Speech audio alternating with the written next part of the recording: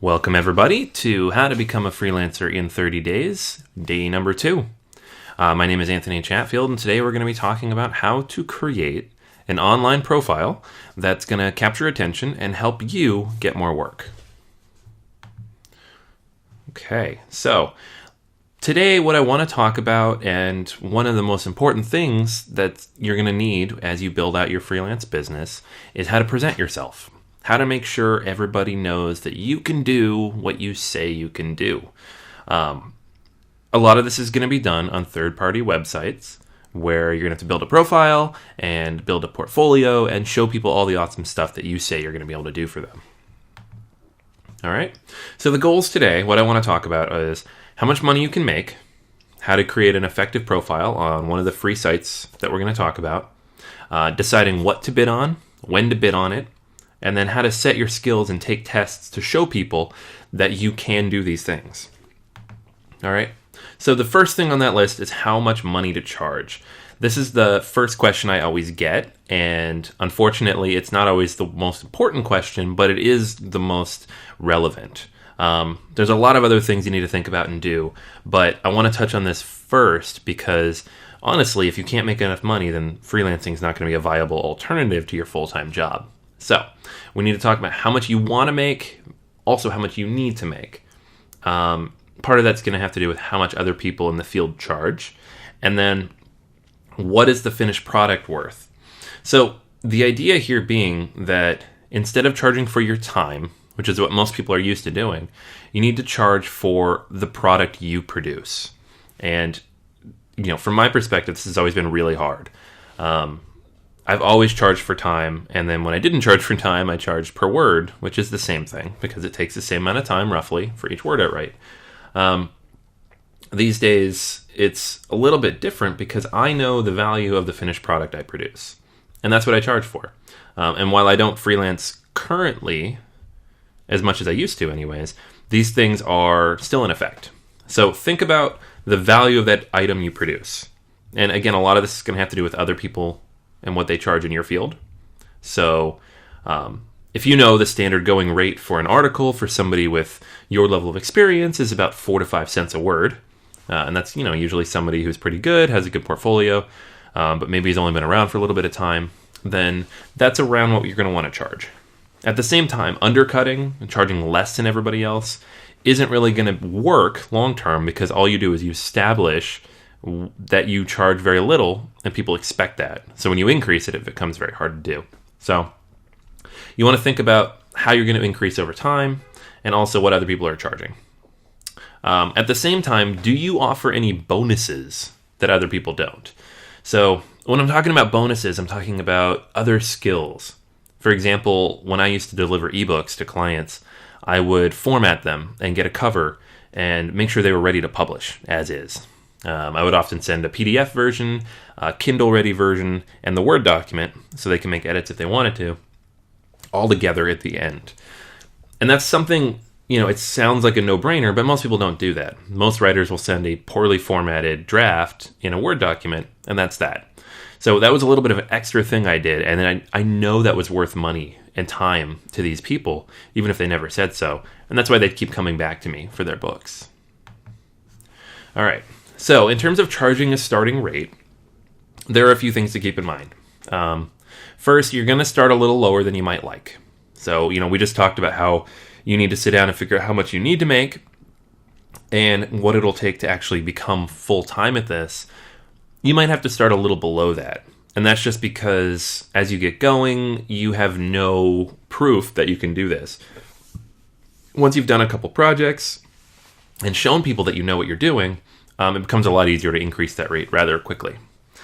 At the same time, you have to be realistic. So you don't want to be that guy who comes on and charges, a quarter of what everybody else charges. Yes, you're going to get a lot of work, but first off, you're going to get the wrong kind of work. You're going to get it from people who don't value what you do. And second off, you're never going to be able to scale that to the point where you can actually do this full time and make money at it. So you have to be realistic. Find what the minimum amount you need to make is to survive if you were to quit your job, and start there. All right. And the next thing you can do to make sure that you're charging the right amount is to find someone comparable in your niche and compare rates. So you can either look on Elance and see what people are charging, or you can submit a request for proposal of your own, or you can just go to a forum and ask. Elance has a water cooler, Odesk has a forum, there's a few blogs. Just ask people what they're charging, and you can get a good idea of if you're in that ballpark or not. And then setting time-based goals for your rates. All right. So over time, as you get reviews, as people work with you and they say how good you are, how much work you've done for them, you will also be able to start charging more money. This mostly applies to Elance and Odesk, but those first few projects, when you have 0 reviews and nobody knows who you are, it's going to take some time to build up your credibility and make sure that people know who you are and what you have to offer. So you have to be careful about that, but at the same time, it doesn't take a long time. You don't need 20, 30 reviews. You need like 3 or 4. And then you can really start ramping it up quickly. All right. So in terms of setting your profile, now that you know roughly how much money you want to charge to get started, there are a few things you need to keep in mind.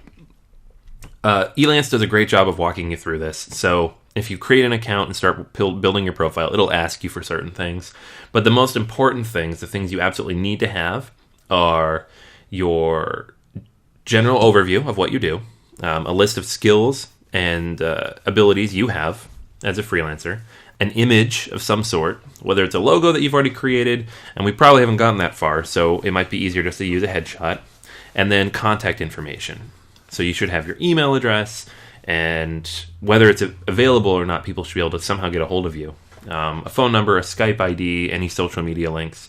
All that stuff helps people reach out to you and ask questions before they hire you. And last but not least, you need to add samples. So if you don't have any sample work yet, you can use your first couple projects for this. Keep in mind that some people will not let you use their work as samples. If they make you sign an NDA, or they ask that you don't use it, or if they ask for copyright to the work, then you may not be able to use that. But it's actually relatively rare that happens, so always ask. There's no harm in asking if you can use it as a sample. All right? And if there's any other required spaces on there, just make sure you fill all those out. You want to have your profile as close to 100% as possible. Elance in particular uses a scoring system for how they rank people in search, and this is one of those factors, is having a fully filled out profile. So definitely worth having from the start. All right. So setting skills and taking tests. This stuff does matter a lot. It matters for credibility's sake. So if you've taken a test and it shows whatever your feedback or percentage is, it shows people you know how to do what you say you know how to do. But it also helps you show up and search for things. So if somebody searches for, a Python programmer and you've put that as one of your skills, you're more likely to show up for that.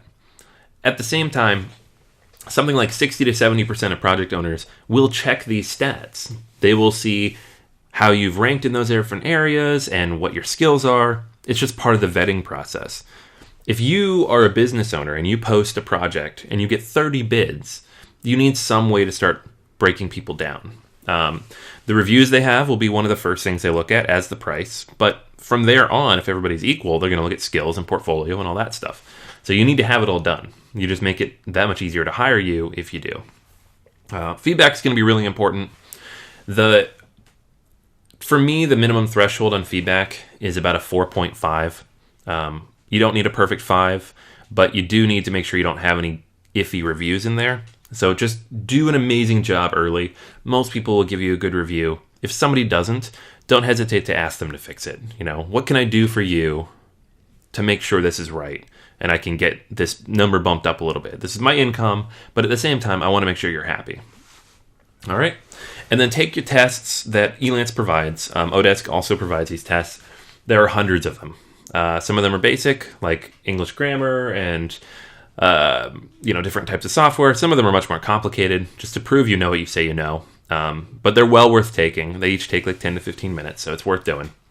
And then there are other ways to provide proof. You can pay a small amount of money, and Elance will call and verify things like the degree you have or references that you've given.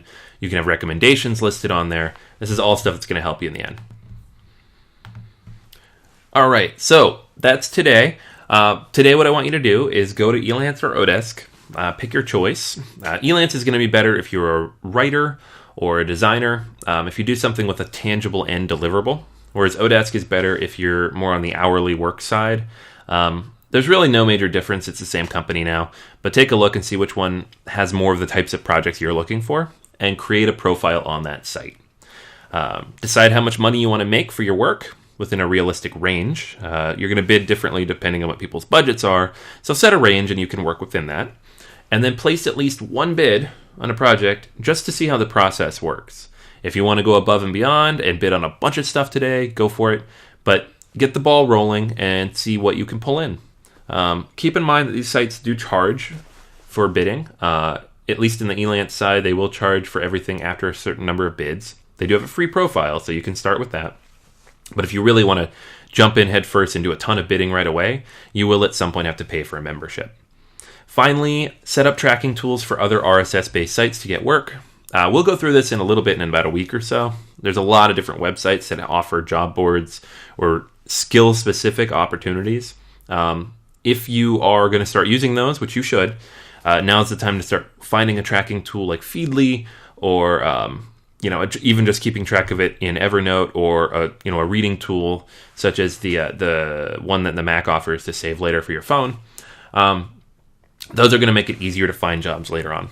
All right, so that's today. Just get familiar with those, get it underway. In the next couple days, we'll start bidding. And until then, this is Anthony.